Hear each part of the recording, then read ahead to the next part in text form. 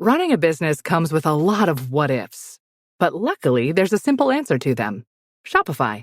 It's the commerce platform behind millions of businesses, including Thrive Cosmetics and Momofuku, and it'll help you with everything you need.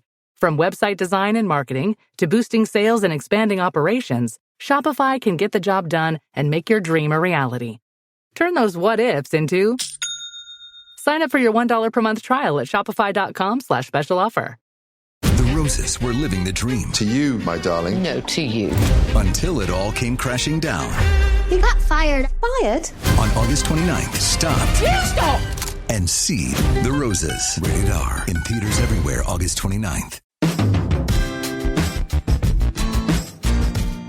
Welcome to the Tour Coach Podcast. I'm Tony Ruggiero here, as I always am, your host. And you're joining in on what we are now having as the Tour Coach Minis. And those are little 10-minute conversations with myself or Jackson Koert, who's going to be hosting some of this. These will be 10-minute conversations and musings from around the world of golf, from around our travels, our friends, our players, other coaches, to give you more Tour Coach, more Dew Sweeper content during the week. We've got some exciting stuff coming up for each and every one of you. If you like what you hear on the podcast, you can always find more content as we're kind of spreading our wings, if you will, with Dew Sweepers TV on YouTube. And there's links to it in our description. Please support the Dew Sweepers and like our page there on YouTube. And to kick all of this off, we've got a great promotion running through Masters Sunday. And if you go onto our YouTube page and subscribe, and on any of the videos in the comments section, you just put hashtag Dew Sweeper TV. That's hashtag Dew Sweeper TV. Or you take a screenshot of this podcast, and on Instagram, you tag me at the Dew Sweeper and hashtag Dew Sweeper TV. We're going to sign you up for a drawing on Monday after the Masters for a set of Srixon irons, ZX 4, 5s, or 7s, 12 gloves of your size, and 12 dozen balls. We're going to do that drawing Monday after the Masters. You can check the links in the description part of this podcast, or for a link to it, go to YouTube TV, type in Dew Sweeper TV, and watch some of the videos, listen to it, put in hashtag Dew Sweeper TV or hashtag Pro Work or hashtag Tour Coach, and you will register for the drawing the Monday after the Masters. That's a set of Srixon irons, 12 dozen gloves your size, 12 dozen Srixon golf balls, all to make you play better. And just like the Dew Sweepers radio show or the Tour Coach podcast, the Tour Coach Minis are brought to you by our friends at Srixon Golf, our friends at Bushnell, Buick, GMC, especially Mitch McConnell and McConnell Automotive. And you can't forget Vineyard Vines that keep us all looking good. So enjoy this episode of the Tour Coach Mini. And we're here with all the golf content you could ever want each and every week. Back with me for part 2, Wayne Flint. Wayne, thanks for joining me again for another little segment. In the first one, we had talked about your 7 things. So give us a quick rundown again of the 7 things that you kind of stick to as your program and your preferences. Okay, Jackson, whenever I walk up to somebody new, first-time student, or whether it's a student that's been with me for a couple of years, I always look at these 7 things and I base my lesson off of where I'm going to go based on what's happening or not happening in these seven things that I believe are important. And the 7 things are the 3 things that happen with the club. The shaft of the club should swing on an inclined plane, swing up and down the plane. I like the lead hand, the left wrist. For the right-handed golfer, I like it to be on the club correctly, to where when it hinges, it can be flat and the club face can be generally in line with the back of the left hand in a square position to the plane. And then I like the club head weight, the mass of the club head. I like it to be dragging or lagging against the trigger finger of the trail hand. And I like it to stay in a lagging condition until after the ball has been struck. So in order to achieve good lag like that, I believe there has to be a pivot on both sides of the ball. That's the 4th thing. And then I like a steady head with rhythm and balance in the golf swing. So those are my 7 things, and kind of what I look at the beginning of every lesson. So whether it's a long-time student, I'm checking those up. They're usually in pretty good shape if they've been with me for a while, but I don't ever quit looking at them. And the first time student, I look and I kind of determine based on those 7 things what's wrong, and I tailor the golf lesson toward those things and try to start to explain it to my student and get them understanding what their future program is going to look like and how they're going to take that information and practice it correctly to keep pushing their program forward and into a better place. That's beautiful. And one of the things that I really appreciate being around you and Tony, obviously when I started with you guys, I was very green and didn't have a program and a system like that. And to create revenue and grow my business, I was very much a people pleaser.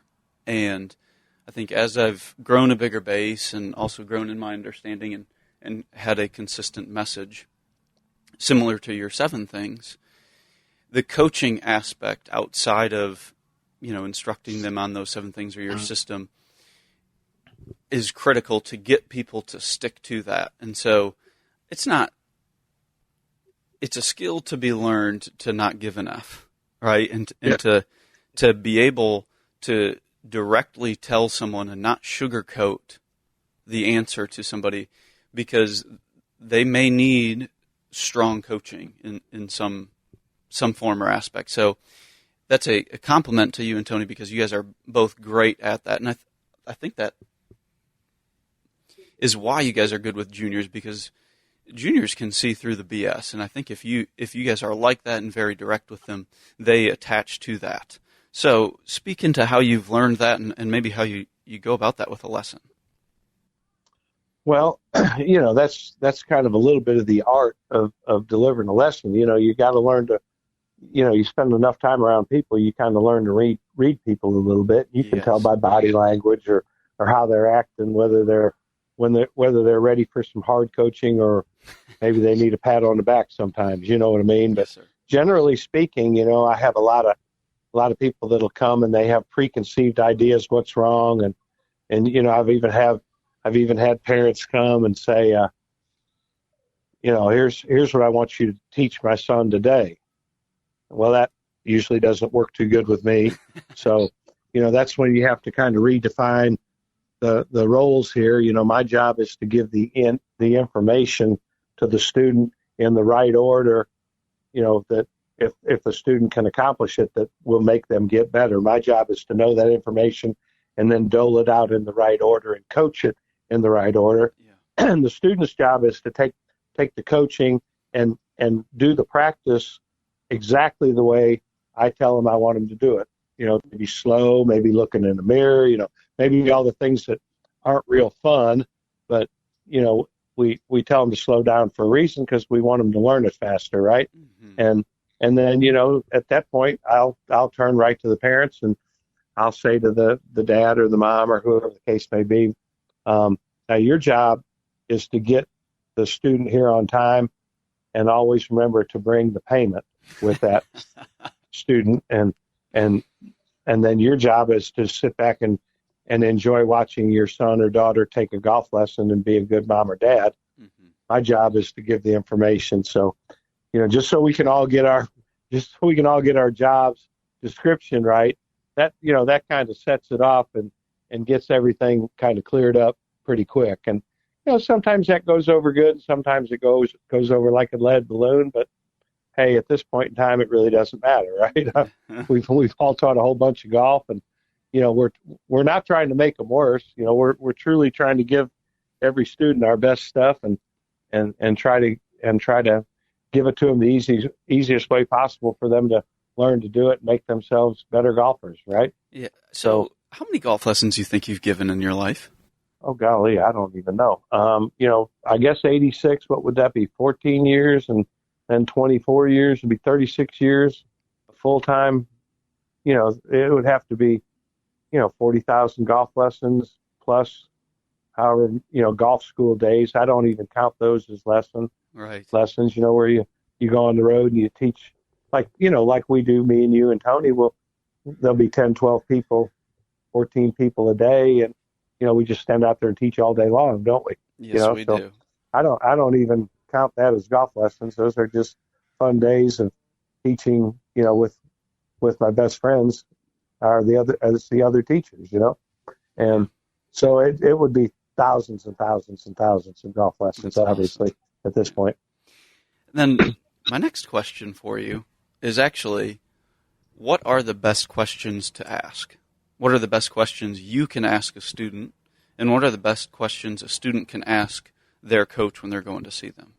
Oh, I think that's a good one there. I think the best question a student can ask should happen before they ever take a golf lesson. I think if you're looking around to try to find a good teacher or try to find, somebody to help make you better, I think the student has to first decide what they want out of the lesson. What are they looking for? And then they've got to go find someone who can give them that. And, I think one of the first things you should do is, there's a wealth of knowledge anymore. I think we can all type in everybody's name and, within a couple minutes you could figure out, what their resume looks like, who they've taught, what they've taught, how they've done, how long they've been doing it. And, we talk all the time that a student should definitely go to somebody who at some point in time has made someone really, really good. Mm-hmm. I think that's important. The teacher has a track record of making people better. Now, that doesn't mean that, nobody should ever go see a young student or a young teacher, excuse me.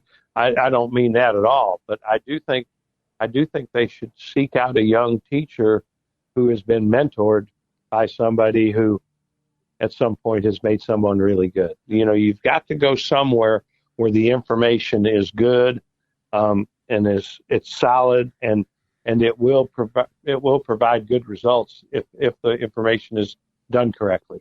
So I think that's an extremely important question to ask.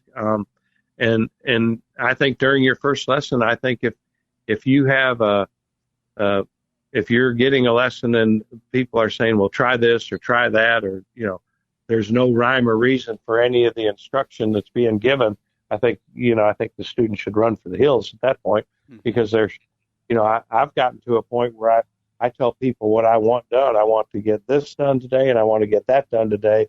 And what you're going to see if you do this is you're going to quit hitting it way out to the right. You're going to quit hitting it fat when you miss it. You're going to start maybe hitting the ball a little bit lower, maybe starting the ball a little more on line. I'll go so far as to tell them what's going to happen to their ball flight if they start learning to do the new stuff. So, and that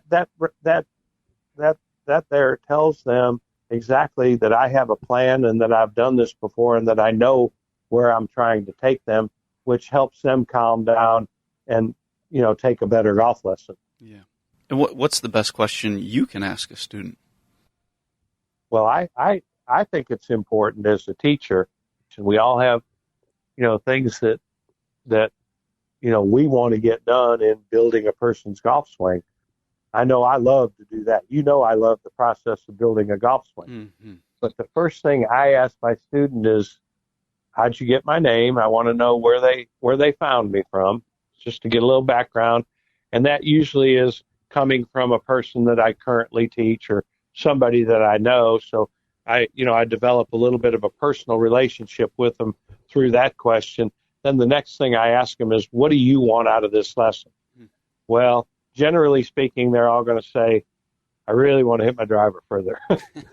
and then I followed up with, well, that sounds fantastic, and I really want to help you do that. Get your 7-iron out, and let's put a couple on film, and let me go look at it real quick, right? So, but I remember what they're looking for. You got to give the client what they're looking for. So, at the end of that lesson, you better say 5 or 10 minutes and be able to pull a little bit of magic out of your hat and get them to hit that driver just a little bit better, because that's why they're there, right? Yeah. So I really try to provide what the student wants, while I'm still controlling how I want the lesson to be given. If that makes any sense. Yeah. Oh, yeah. And early on, you can shape those questions to ask them more about their game and actually help them maybe discover what it is that's causing issues with their scoring. Because it's funny how sometimes you can have a 5 handicap or a 25 handicap, and they may be in the dark about what is actually causing them to lose strokes. But yeah, everybody always wants to hit it more consistent and further, don't they?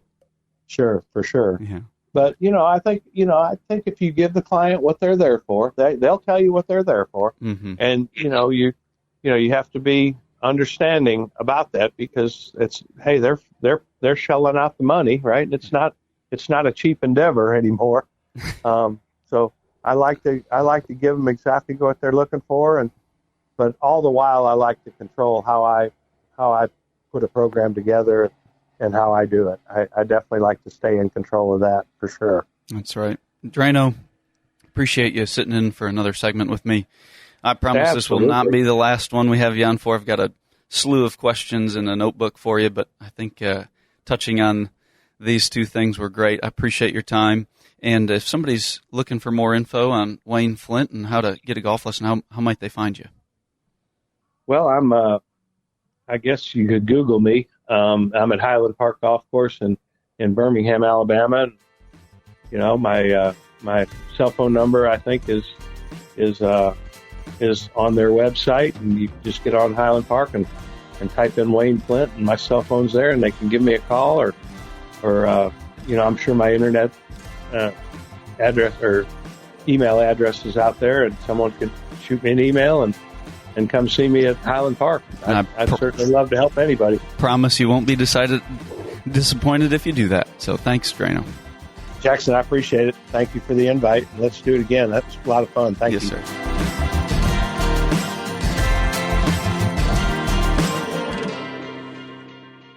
Hi, this is Tony Ruggiero. And look, recently, several teachers I know and several players have had some scares with skin cancer. In fact, I recently went and saw a dermatologist here in town, and I had a couple things frozen off, eyelid, my face, my earlobe, and not getting any younger. And I know it's getting to that time of the season where it's cooler, but look, being in the sun is a real deal, and I've not been very good, to be totally honest, my whole career at using it at all, because I didn't like how greasy it was, how hard it was to get off your hands, how it clogged up my pores. And then I found this sunscreen, Visor Skin Care. It's clear, it goes on, it doesn't dry you out, it isn't greasy, it's like you didn't put anything on it. By far, it's the best sunscreen I've ever used. Without a doubt, is the easiest to use. And we've got a discount code for all of you. All you have to do is go to visorskincare.com, is use our code word DewSweeper. visorskincare.com, code word DewSweeper. I just want to remind everybody something that I forgot. Recently, a couple weeks ago, my wife and I went out. We went to a wedding, and afterwards with some friends, we were like, hey, where's a great place to go? I'll be honest, in my travels and day-to-day, sometimes I get caught up and I forget some of the great places right around the corner. But I got to remind you about the Icebox Bar on 755 Monroe Street. I was blown away by just the whole vibe, the atmosphere, and with the Velvet Pig, the food in the back room, and the big screen TVs up front. We sat there and watched some playoff games. I was blown away by the atmosphere, the vibe, and just how cool it was to have the Icebox Bar right here near the Dew Sweepers downtown, near where I live. You're looking for a great place to go sit, watch some games, hang out, play some pool, you got to go to the Icebox Bar right there on Monroe Street. There's a good chance you'll see all of us hanging out. But do yourself a favor, go visit the Icebox. It's one of the best places out there.